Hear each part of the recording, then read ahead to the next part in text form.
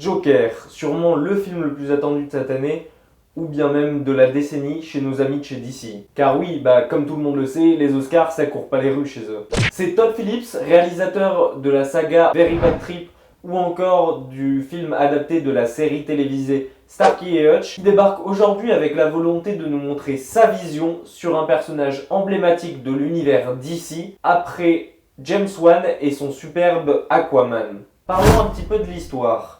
Le film se déroule dans les années 80 dans un Gotham noir et sale. Arthur vit dans cette ville, rongée et dirigée par les riches, laissant le reste sur le bord de la route. Pour survivre à cette misère, Arthur joue les clowns pour certaines enseignes, mais aussi il s'occupe de faire rire et de distraire les enfants dans les hôpitaux. Malgré tout, il a un rêve. Depuis tout petit, il regarde une émission de télévision dans laquelle Murray Franklin, un animateur interprété par Robert De Niro, présente des célébrités, les interviews et s'amuse à rire avec elles en face du public. Un genre de talk show à l'américaine comme on en a beaucoup à notre époque, dans le genre de Jimmy Fallon Show ou encore de Saturday Night Live. Et Arthur, lui, pendant ce temps, reste le clown raté du quartier, sorte de bouc émissaire d'ailleurs de cette société. Notamment à cause de son handicap, un rire terriblement incontrôlable qui se déclenche à n'importe quel moment et l'empêche de mener une vie normale. La première chose qui ressort de ce film est qu'il traite un personnage aussi emblématique que le Joker d'une façon totalement différente des autres films de chez DC. Aucune volonté de créer un univers autour de son personnage ou encore de le raccorder au précédent film. Ce one-shot signé Todd Phillips se veut original et intemporel. De manière à ce que, même si vous ne connaissiez pas l'univers de Batman, de Gotham ou de DC en général, vous puissiez apprécier le film de la même façon que les fans les plus assidus. Et c'est une volonté de Todd assez particulière et intéressante qui je pense devrait être beaucoup plus expérimentée. Ayant trop voulu rattraper Marvel dans leur création d'un DCverse pour lutter contre le Marvel Cinematic Universe établi sur plus de 10 ans. Ils ont subi d'énormes échecs et ont vu leur franchise attirer de moins en moins de monde. Et en ont même jusqu'à oublier ce qu'ils savaient faire de mieux avant tout. Des adaptations. La trilogie des Batman de Nolan ou encore Aquaman plus récemment le prouve. La deuxième chose qui vous frappera, c'est l'histoire qui est totalement inédite. Comme d'habitude, pas de spoiler, surtout pas en plus sur un film comme Joker qui est bien entendu l'un des plus attendus de cette année.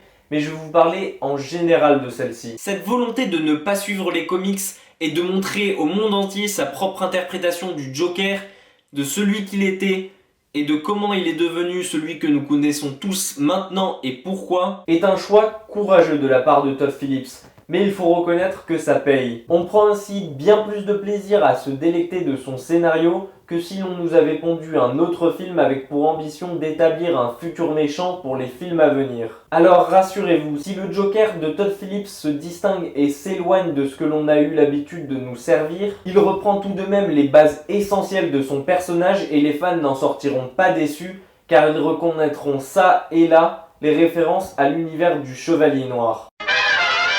L'ennemi sûrement le plus aimé par les fans et le plus connu de l'univers DC a droit enfin ici à son propre film sur ses origines, après avoir été souvent interprété de manière mémorable ou non, depuis Jack Nicholson à Heath Ledger, en passant bien évidemment par Mark Hamill ou par le regrettable Jared Leto.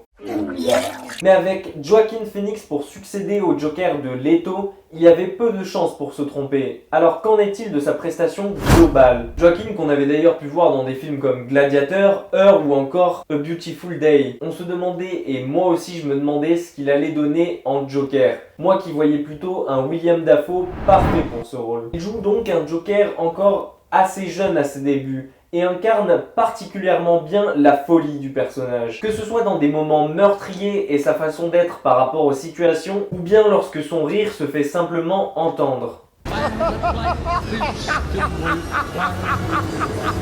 Une transformation physique se fait aussi largement ressentir à l'écran. Comme vous avez déjà pu en entendre parler, Joaquin Phoenix a perdu environ 23 kilos pour lui donner cet aspect maigre et fin et en accord avec sa personnalité d'homme pauvre, seul et atteint de folie. Cette perte de poids qui d'ailleurs pour le point fait relativement ex-aequo avec celle de Tom Hanks pour son rôle dans le film Seul au monde. Joaquin Phoenix s'est aussi préparé mentalement à incarner son personnage.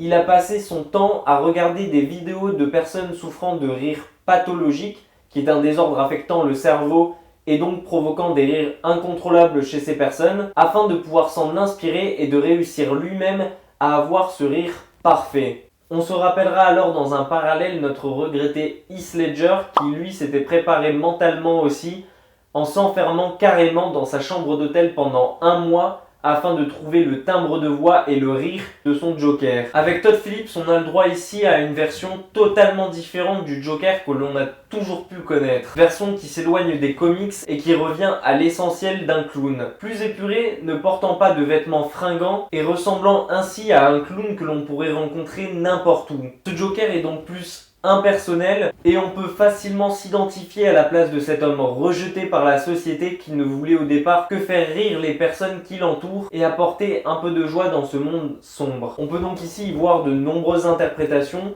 l'une d'entre elles étant que l'on peut y voir n'importe qui et on peut donc facilement imaginer quelqu'un de notre entourage prenant sa place. C'est une des grosses forces de ce film et Todd Phillips l'avait lui-même dit. Il ne voulait pas se contenter d'importer un univers déjà créé, mais il voulait amener les comics dans l'univers de Joaquin Phoenix et ainsi créer son propre Joker. Ce qui permet, tout en respectant le personnage, de nous offrir une vision drastiquement différente de lui. Cette version du Joker que nous offre ainsi Todd Phillips oscille entre tristesse et tragicomédie et nous permet de renouer avec les films de chez DC. J'espère qu'il leur servira d'exemple pour l'avenir et qu'il vaut mieux ainsi préparer son film tranquillement avec un œil neuf sur le sujet que de vouloir faire la concurrence à une franchise bien développée de 23 films est déjà bien installé dans le cœur des fans.